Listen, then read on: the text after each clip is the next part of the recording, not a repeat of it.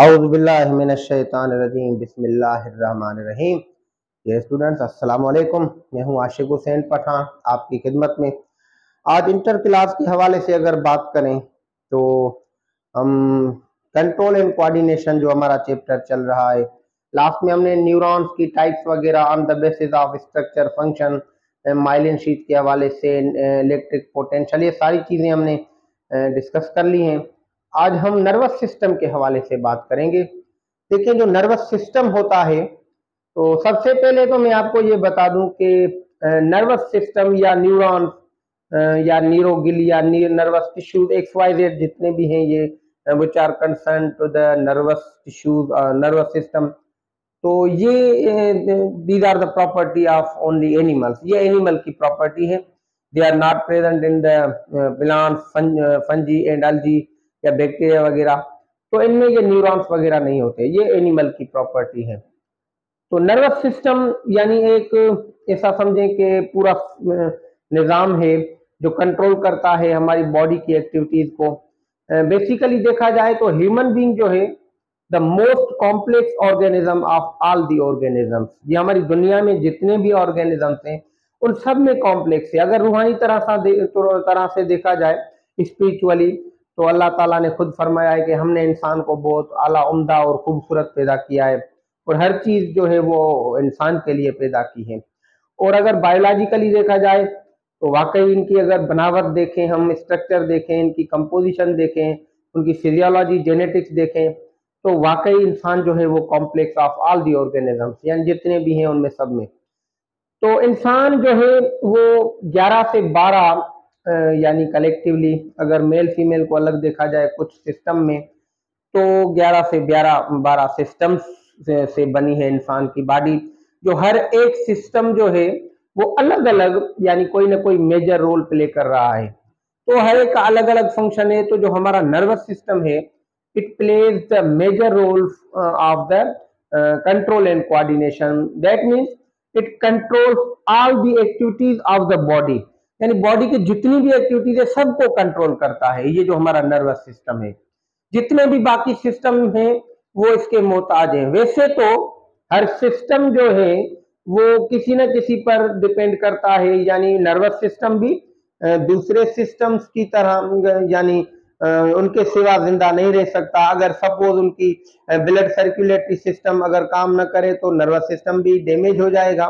तो हर सिस्टम दूसरे पर डिपेंड करता है। लेकिन अगर ये हम ऐसा समझें कि अल्टीमेटली बोलें कि मोस्ट इम्पॉर्टेंट, तो फिर ये नर्वस सिस्टम हो जाएगा, क्योंकि ये हमारा कंट्रोल सिस्टम है जो हम पूरी बॉडी की एक्टिविटीज को कंट्रोल करता है। तो इंसान के हवाले से अगर एवोल्यूशनरी बेसिस पर देखा जाए तो human being has centralised nervous system. इंसान का जो नर्वस सिस्टम है that is not diffused, it is centralised. क्योंकि जब हम एनिमल्स में पढ़ते हैं तो एनिमल्स दो किस्म के हैं on the basis of having the nervous system. एक वो एनिमल्स जिनके पास डिफ्यूज्ड नर्वस सिस्टम है। डिफ्यूज्ड में क्या है, कोई सेंट्रल पार्ट नहीं है। They have no brain, they have no spinal cord, they have no any nerve cord. कोई भी मरकजी यानी पार्ट नहीं है जहां पर इंफॉर्मेशन कलेक्ट हो, वहां पर फिर वो डिसीजंस हो। उनमें यानी न्यूरॉन्स डिफ्यूज्ड है या स्कैटर्ड है under the epidermis, under the skin, पूरी बॉडी में फैले हुए हैं। वो आपस में एक दूसरे से उनका थोड़ा सिनेप्स कनेक्शन है, तो उनको हम बोलते हैं डिफ्यूज नर्वस सिस्टम, क्योंकि उनमें कोई हेड वगैरह का कॉन्सेप्ट नहीं है। This is the property of Cnidaria. और दूसरा जो यानी ऑन द अदर हैंड देखें नर्वस सिस्टम, वो है सेंट्रलाइज्ड। यानी सेंट्रलाइज्ड का मतलब है जिनमें सेंट्रल नर्वस सिस्टम है, central part of the nervous system है, यानी कोई छोटा ब्रेन हो, कोई स्पाइनल कार्ड हो या कार्ड लाइक स्ट्रक्चर हो, जहां पर यानी इंफॉर्मेशन एक जगह पर इकट्ठी हो, वहां पर फिर appropriate decision for the change of organs यानी हो जाए, तो उसको हम सेंट्रलाइज्ड बोलते हैं। तो ये स्टार्ट होता है हमारे प्लेटी हेलमेंथ से। तो इंसान का जो नर्वस सिस्टम है वो सेकंड कैटेगरी यानी सेंट्रलाइज्ड नर्वस सिस्टम है। It has no diffused nervous system. अब ये जो nervous system of human being है, इसकी जो ऐसा समझें, जो हम वी आर ट्रिप्लोब्लास्टिक, तो हम हैं यानी वी आर कॉर्डेटा यानी मेमलिया, और उसमें हम अपना ऑर्डर देखें प्राइमेट्स वगैरह या फैमिली होमोनिडा, या ऐसा समझें कि होमो सेपियन जिन्हें हम बोलते हैं, we are homo sapien, it's our biological name. तो हमारा जो हम तो ट्रिप्लोब्लास्टिक 3 जर्म लेयर्स बनती हैं। तो जो हमारा main portion of nervous system बनता है वो एक्टोडर्म से बनता है। एक्टोडर्म, एक्टोडर्म, क्योंकि हमें 3 लेयर्स बनती हैं during embryonic stages, ectoderm, mesoderm, endoderm. तो एक्टोडर्म से हमारा नर्वस सिस्टम बनता है। तो इनकी बनावट यानी एक्टोडर्म में न्यूरो एक्टोडर्म पोर्शन, फिर उसमें न्यूरल प्लेट बनती है, न्यूरल ग्रूव बनता है, न्यूरल ट्यूब बनती है, फिर वो ग्रो होते हैं। तो ये सारा आगे हम पढ़ेंगे। तो हमारा nervous system is the drive from ectoderm germinal layers. अब ये जो हमारा नर्वस सिस्टम है ये वैसे तो 3 पार्ट्स का बना हुआ है। It is composed of 3 parts, यानी जिसमें एक हमारा ब्रेन आ जाएगा, दूसरे नंबर पर स्पाइनल कॉर्ड, तीसरे नंबर पर नर्व्स। यानी ये 3 चीजें मिलकर हमारा पूरा नर्वस सिस्टम बनाती हैं। यानी the nervous system is composed of these 3 parts, number 1 brain, number 2 spinal cord, number 3 जो नर्व्स होती हैं। अब अगर देखा जाए कि ये जनरली नर्वस सिस्टम जो है it has been divided into 2 major divisions. इसको अब फर्दर 2 मेजर डिवीजन्स में ऐसा समझें कि डिवाइड किया गया है। Number 1 CNS, central nervous system.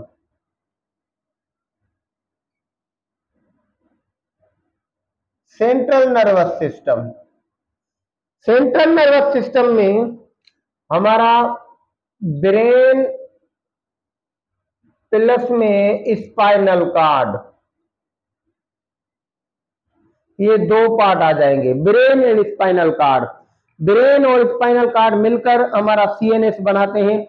CNS जो है वो मेजर रोल प्ले करता है, जो मेन कंट्रोल करता है, इंटरप्रेट करता है, जो appropriate decision in regard to the change, जो भी चेंज आती है एक्सटर्नली और इंटरनली, किसी भी ऑर्गन से कंसर्न, किसी भी टिश्यू से कंसर्न या बॉडी से कंसर्न, उस चेंज को खत्म करने के लिए जो रिस्पांस डिसाइड करता है एप्रोप्रिएट, वो हमारा यही कंट्रोल सेंटर यानी सेंट्रल नर्वस सिस्टम, जो हमारा ब्रेन एंड स्पाइनल कॉर्ड, ये दोनों यानी CNS बनाती हैं।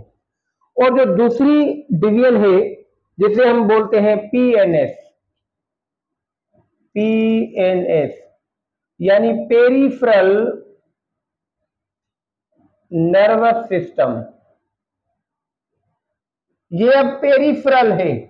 पेरिफेरल हम किसको बोलते हैं? जो साइड पर हो, जो लेटरल हो, that is not present in the centre, जिसका रोल सेंट्रल ना हो, सेंटर में ना हो, साइड पर हो। जैसे हम बोलते हैं कि in the plant cell the nucleus is peripheral. Mature plant cell में जो न्यूक्लियस होता है that is peripheral due to presence of large central vacuole present in the centre. Central है तो वैक्यूल की वजह से वो पेरिफेरल, तो पेरिफेरल प्रोटीन भी पढ़ते हैं। तो peripheral is the adjective of periphery यानी साइड में। तो ये जो हमारा पार्ट ऑफ नर्वस सिस्टम या डिवीजन ऑफ नर्वस सिस्टम, ये 2 डिवीजन हैं जिन्हें हम PNS बोलते हैं। दूसरी डिवीजन पेरिफेरल नर्वस सिस्टम, यानी नर्वस सिस्टम का वो पार्ट जो सेंटर से अराइज होगा, जो साइड में चला जाएगा। अब ये जो पेरिफेरल नर्वस सिस्टम है इसकी इंपॉर्टेंस ये है कि अगर ये ना हो तो हमारे जो ऑर्गन्स हैं बॉडी के, बाकी जितने भी ऑर्गन्स हैं स्पाइनल कॉर्ड और ब्रेन को छोड़कर, तो उनके साथ जो ऑर्गन्स का कनेक्शन है थ्रू द PNS। यानी सपोज मैं आपसे बोल दूं कि अगर मेरे लिवर में कोई चेंज आती है, लिवर में कोई तब्दीली आती है, कोई इन्फेक्शन होता है, कुछ भी होता है, तो अगर उसको रिस्पांस करना है तो ये लिवर से जो इंफॉर्मेशन स्पाइनल कॉर्ड तक जाएगी या ब्रेन तक जाएगी, या फिर स्पाइनल कॉर्ड से या लिवर से जो वापस यानी ब्रेन से तो वापस लिवर की तरफ जो इंफॉर्मेशन आएगी ट्रांसमिट होगी, तो ये थ्रू द पीएनएस होगी, यानी पेरिफेरल नर्वस सिस्टम। यानी ये ऐसा समझें, जो पेरिफेरल नर्वस सिस्टम है ये disconnect the organs of body to the CNS, यानी सीएनएस और जो बॉडी के बाकी ऑर्गन्स हैं उनको आपस में कनेक्ट करता है। उन ऑर्गन्स का connection with the CNS through the PNS है, यानी ये बीच में इंटरमीडिएट है। तो अब ये जो पेरिफेरल नर्वस सिस्टम है ये किससे बना है? It is composed of 43 pairs of nerve. ये 43 पेयर हैं नर्व के, उनसे बना है। एक जो नर्व होती है, एक नर्व जिसे हम एसाबी रग बोले या एसाबी नस बोले, एक रगें या नसें वेसल्स होती हैं जो ब्लड वेसल्स होती हैं, जो सर्कुलेटरी सिस्टम की, जिसमें से खून पास होता है, ब्लड पास होती है, वो नहीं, ये अलग नसें हैं जो नर्व इंपल्स को कंडक्ट करती हैं, यानी इलेक्ट्रिकल इंपल्स को कंडक्ट करती हैं। जैसे बिजली की वायर होती है, ये उनकी तरह होती है। अब ये किससे बनी है? न्यूरॉन से ही बनी है। मेनी ऑफ द न्यूरॉन्स जो है वो मिलकर एक लेंदी फाइब्रस स्ट्रक्चर बनाते हैं, that is coated by the outer covering. तो उस स्ट्रक्चर को हम नर्व बोलते हैं। ये 43 पेयर्स हैं, जिनमें ऐसा समझे कि जो 12 पेयर्स हैं, 12 पेयर्स, यानी 43 में से जो 12 पेयर्स हैं वो क्रेनियल नर्व्स हैं, क्रेनियल, और जो 31 है वो स्पाइनल नर्व हैं, यानी वो नर्व जो ब्रेन से अराइज होंगी, यानी वो दो नर्व, वो एक पेयर नर्व का जो ब्रेन से अराइज होगी, बाहर निकलेंगी, तो उन्हें हम क्रेनियल नर्व बोलेंगे। जो स्पाइनल कार्ड से अराइज होंगी उन्हें हम स्पाइनल नर्व बोलेंगे। 31 पेयर्स अराइज होते हैं स्पाइनल कार्ड से, 12 पेयर ब्रेन से, तो ये 43 पेयर्स हो जाएंगे। ये 43 पेयर्स ऑफ नर्व मिलकर इस सारी नर्व के कलेक्शन को हम पेरिफेरल नर्वस सिस्टम बोलते हैं। अब देखें ना, ये स्पाइनल कार्ड से निकल रही हैं तो जाहिर है किसी न किसी ऑर्गन से अटैच होंगी, या तो वहां से इंफॉर्मेशन लेकर आ रही हैं या लेकर जा रही हैं।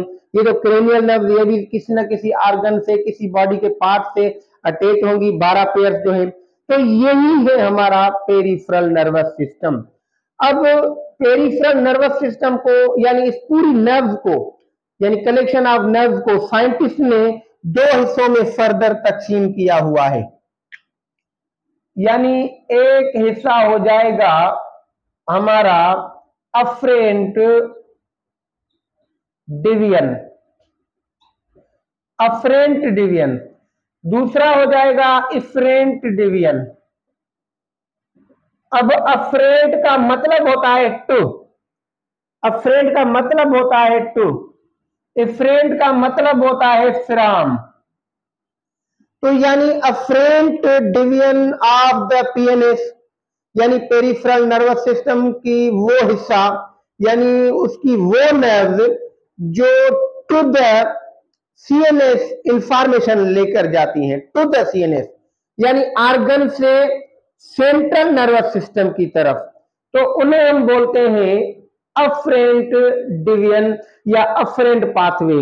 इनमें हमारी वो नर्व आ जाती हैं जो सेंसरी नर्व होती हैं, सेंसरी, यानी जो सेंसरी इंफॉर्मेशन को लेकर जाती हैं from organ to the CNS, यानी ये टू द सीएनएस, इसीलिए यहां पर टू लिखा है, टू द सीएनएस इंफॉर्मेशन लेकर जाएंगी। किसी भी चेंज की, एक्सटर्नल चेंज हो या इंटरनल हो, वो रिसेप्टर के जरिए ये न्यूरॉन्स जो होंगे इन नर्व में वो इंफॉर्मेशन लेकर जाएंगे। दूसरी होगी efferent division of the PNS, यानी जो information from the CNS to the organ to the parts of body वापस लेकर आएंगे। तो इनमें हमारा, यानी ऐसा समझें कि मोटर नर्व हो जाएंगी, मोटर नर्व, यानी जिनमें मोटर न्यूरॉन्स होंगे। ये मोटर न्यूरॉन जो होते हैं ये सीएनएस से इंफॉर्मेशन लेकर आते हैं, तो इनको हम इफरेंट यानी फ्रॉम, तो from the CNS to the organs और पार्ट्स ऑफ द बॉडी, तो ये इफरेंट बन जाएगा। अब ये जो इफरेंट है जो वापस इंफॉर्मेशन लेकर आता है, तो ये इंफॉर्मेशन यानी दो साइड्स पर लेकर आता है, बॉडी के दो पार्ट्स पर। एक पार्ट वो जिनके साथ इनकी वो नर्व अटैच है जो ऑर्गन्स हमारे ऐसा समझें कि वॉलंटरी एक्टिविटी में इन्वॉल्व होते हैं, यानी those organs which are involved in the voluntary activity, यानी बॉडी के वो रेस्पॉन्सेज यानी वो एक्टिविटीज जो हम अपनी मर्जी से करते हैं, which are under the control of conscious control, यानी वो which are under the conscious control, हमारे कॉन्शियस कंट्रोल के अंडर में है, यानी हम अपनी मर्जी से जो मूवमेंट करवाते हैं, हम अपनी मर्जी से अपनी विल से, तो उन्हें हम वॉलंटरी बोलते हैं। तो एक ब्रांच बन जाएगी इसकी यानी somatic nervous system. Somatic nervous system यानी ये जो होगा ये वॉलंटरी एक्टिविटीज जो परफॉर्म करेंगे। अब इसमें हमारे कौन से आ जाएंगे, वॉलंटरी कंट्रोल सिस्टम, यानी वॉलंटरी हमारी एक्टिविटीज कौन परफॉर्म करता है, जैसे हमारे स्केलेटल मसल्स, हमारे जो स्केलेटल मसल्स होते हैं ये हमारी वॉलंटरी एक्टिविटी परफॉर्म करते हैं। जैसे अभी मैं अपनी मर्जी से उंगलियों को बेंड कर रहा हूं, जैसे मैं अपनी मर्जी से इधर इधर मूव कर रहा हूं, मैं अपनी मर्जी से मूव कर रहा हूं, मैं अपनी मर्जी से टांगों से घूम रहा हूं, तो ये हमारी वॉलंटरी एक्टिविटी है, हम अपनी मर्जी से कर रहे हैं। तो ये जो हम मूव कर रहे हैं थ्रू द स्केलेटल मसल, हमारे स्केलेटल मसल जो है वो वॉलंटरी मसल है, हमारी मर्जी से मूव करते हैं। तो इन जो हमारे स्केलेटल मसल्स के साथ nerves of the efferent division attach होंगी जो सीएनएस से इंफॉर्मेशन लेकर आएंगे, तो उनको हम बोलते हैं यानी somatic nervous system. This is the branch of efferent division, यानी पेरिफेरल नर्वस सिस्टम की दो हो गई, तो उसकी जो एफरेंट है उसका ये यानी एक फर्दर सब डिवीजन है। और दूसरी जो होगी तो वो हो जाएगी हमारी यानी autonomic nervous system. Autonomic nervous system यानी खुदकार ऐसा भी निजाम, ये ऑटोमेटिक है, यानी ये वो ऑर्गन्स होंगे which are not under the conscious control, हमारी मर्जी से इनकी एक्टिविटीज परफॉर्म नहीं होती, यानी इनकी मर्जी हमारी मर्जी से ये रिस्पॉन्स नहीं देते। बॉडी अपनी मर्जी से जो चेंज आती है उसको ऑटोमेटिकली रिस्पॉन्स दे देती है। तो इनकी जो एक्टिविटीज हैं यानी which are controlled by the nervous system, तो ये वो नर्व्स होगी यानी एफरेंट डिवीजन पीएनएस की वो नर्व्स जो उन ऑर्गन्स के साथ अटैच हैं जो हमारी मर्जी से रिस्पॉन्स नहीं देते, ऑटोमेटिकली खुद देते रहते हैं। तो उन यानी डिवीजन ऑफ नर्व्स को हम मिलाकर कलेक्टिवली बोलते हैं ऑटोनॉमिक नर्वस सिस्टम। ये भी पार्ट है हमारा एफरेंट डिवीजन का। अब इसमें कौन से आ जाते हैं, इसमें हमारे खास करके कार्डियक मसल्स आ जाते हैं, कार्डियक मसल्स, और इसके अलावा दूसरे नंबर पर स्मूथ मसल्स हो गए। स्मूथ मसल्स हमारे जो होते हैं ये होते हैं हमारे इंटरनल ऑर्गन्स में, यानी हमारे ट्यूबुलर ऑर्गन्स हो गए, स्टमक हो गया, लंग्स हो गए, इंटेस्टाइन हो गए, या यूरिनरी सिस्टम के, रिप्रोडक्टिव सिस्टम के, इसमें जो मसल्स होते हैं जो मूवमेंट होती है तो ये स्मूथ मसल्स की वजह से होती है। ये स्मूथ मसल इनवॉलंटरी है, ये हमारी। अब आप जब एक यानी बोलस आप एक यानी नेवला निगलेंगे तो वो पेरिस्टल्सिस होगी, तो ये ऑटोमेटिक होती है। स्टमक में कॉन्ट्रेक्शन या पेरिस्टल्सिस इन द इंटेस्टाइन ये ऑटोमेटिक होती है, आप खुद नहीं करते। तो इनके जो मूवमेंट है ये इनवॉलंटरी है। या कार्डियक मसल्स है, ये भी इनवॉलंटरीली आप अपनी मर्जी से तो हार्ट को नहीं रोक सकते, आप सोचें वो रुक जाए तो ये ऐसा नहीं होता, ये भी इनवॉलंटरी है। यानी muscles of the heart contract involuntarily, contract and relax वो बॉडी खुद करती है जितनी जरूरत होती है। इसके अलावा जो ग्लैंड्स हैं हमारे, चाहे वो एक्सोक्राइन हो या एंडोक्राइन हो, तो उनकी भी जो सीक्रेशन होती है वो भी इनवॉलंटरीली होती है। तो ये सारा मतलब ये जो जितने भी ये ऑर्गन्स हैं, हार्ट है, उनके मसल, स्मूथ मसल या ग्लैंड, इनके साथ जो नर्व अटैच होगी तो ये नर्व मिलकर यानी एक सिस्टम बनाएगी जिसे हम ऑटोनॉमिक नर्वस सिस्टम बोलते हैं।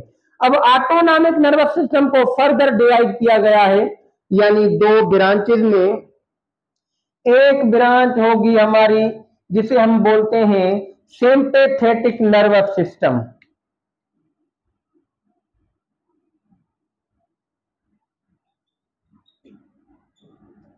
Sympathetic nervous system.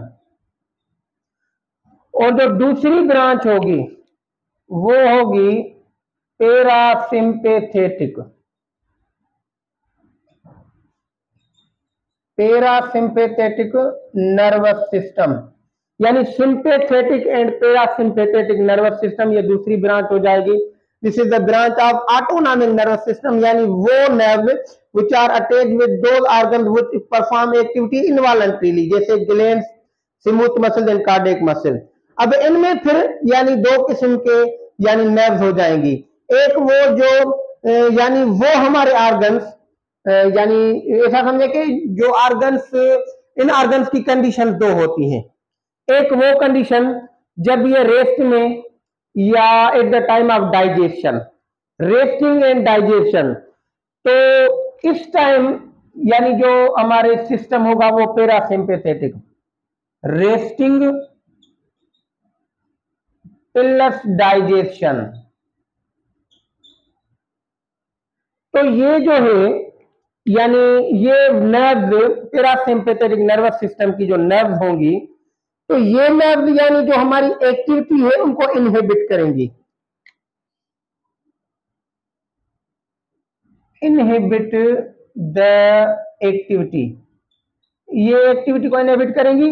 और ये जो होंगी ये प्रोमोट करेंगी, प्रोमोट एक्टिविटी, यानी कि इस कंडीशन में जो इंसान होगा वो एक्टिव होगा यानी स्ट्रेसफुल होगा, और इस कंडीशन में इंसान जो होगा वो लूज होगा, सुस्त होगा, स्लगिश होगा, इनएक्टिव होगा। जैसे रेस्टिंग, हम सोते हैं या हम कोई काम नहीं करते, बिल्कुल आराम में होते हैं या बिल्कुल सोए होते हैं, तो इस वक्त हमारी बॉडी के ऐसा समझे कि यानी जो एक्टिविटीज हैं वो कम परफॉर्म कर रही होती हैं, तो हम रेस्टिंग में होते हैं। या हम खाना खाते हैं तो हमें नींद आती है, हम चाहते हैं कि सो जाएं, तो ये बॉडी की मतलब इनएक्टिविटी है, यानी at the time of digestion या at the time of sleeping, यानी रेस्ट। यानी ये जो नर्वस सिस्टम है ये एनर्जी को कंजर्व एंड रीस्टोर करता है, conservation and restoration of energy, conservation and restoration of energy, energy की कंजर्वेशन एंड रीस्टोरेशन। और ये जो है सिंपैथेटिक नर्वस सिस्टम, ये utilisation of energy, utilisation of energy, यानी ये उस वक्त एक्टिव होता है यानी जब हमारी स्ट्रेस वाली कंडीशन हो, इमरजेंसी कंडीशन हो। This is called emergency condition. Emergency condition क्या होती है, यानी जब आप किसी खौफनाक चीज को देखें या आप किसी खतरे में हो, यानी जब कंडीशन हो फाइट और फ्लाइट की, द कंडीशन ऑफ फाइट और फ्लाइट, फाइट और फ्लाइट, यानी वहां पर लड़ना है या भागना है। तो इस कंडीशन में जो आपका एक्टिव होगा वो सिंपैथेटिक नर्वस सिस्टम की नर्व जो होगी वो यानी मैसेज ट्रांसफर कर रही होगी। तो इस वक्त हमारी बॉडी एक्टिव होगी, यानी हमारी हार्ट बीट इंक्रीज हो जाएगी, हमारा बीपी बढ़ जाएगा, हम ब्रीथिंग ज्यादा लेंगे ताकि एनर्जी ज्यादा हो, ज्यादा यूटिलाइज हो, मसल ज्यादा काम करें ताकि हम वहां फाइट कर सकें या फ्लाइट कर सकें। दोनों कंडीशन में हमें पावर हो, ताकत हो, तो वो तब मिलेगी जब ऑक्सीजन ज्यादा मिलेगी, ब्रीथिंग, बीपी ज्यादा होगा, ग्लूकोज ज्यादा पहुंचेगा, ऑक्सीजन ज्यादा पहुंचेगी, हार्ट बीट ज्यादा, प्रेशर ज्यादा होगा, तो ये नर्वस सिस्टम उस वक्त एक्टिव होगा।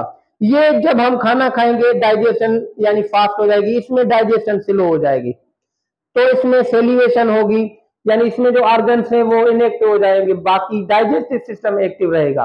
प्लस में जब रेस्टिंग करते हैं, नींद में होते हैं, तो उस वक्त हमारी हार्ट बीट भी स्लो होती है, बीपी स्लो होता है, ब्रीथिंग स्लो होती है। तो इस वक्त इस कंडीशन में ग्लूकोज यूटिलाइज होगा, ग्लाइकोजन कन्वर्ट होगी हमारी ग्लूकोज में, फिर रेस्पिरेशन होगी। इसमें हमारी जो ग्लूकोज है वो ग्लाइकोजन में कन्वर्ट होगा, वो लिवर में स्टोर होगा, मसल में स्टोर होगा। तो इसीलिए मैंने लिखा है फॉर द रिस्टोरेशन एंड ऐसा समझे कि conservation of energy, this is the utilisation of energy. और जो हमारा सिंपैथेटिक नर्वस सिस्टम है इसको हम बोलते हैं यानी थोरेसिकोलंबर, थोरेसिकोलंबर, क्योंकि लंबर और थोरेसिक रीजन की नर्व्स होती हैं। और इसको हम बोलते हैं क्रेनियोसेक्रल, क्योंकि क्रेनियल और सेक्रल नर्व्स होती हैं इनमें, कुछ क्रेनियल कुछ सेक्रल, आई थिंक 3 या 4 क्रेनियल, बाकी कुछ 3-4 सेक्रल होती है। तो मतलब ये है कि इसको हम क्रेनियोसेक्रल इसलिए बोलते हैं कि it include the cranial and sacral nerve, और इसमें thoracic nerve and lumbar region की नर्व होती है। तो ये टोटल जो चार्ट है हमारा नर्वस सिस्टम का है। अब इसको हम एक एक को अलग, ब्रेन को, स्पाइनल कार्ड को, फिर ये नर्व्स को डिटेल में पढ़ेंगे। तो इंशाल्लाह नेक्स्ट लेक्चर में मिलते हैं, तब तक wish you best of luck. Allah Hafiz.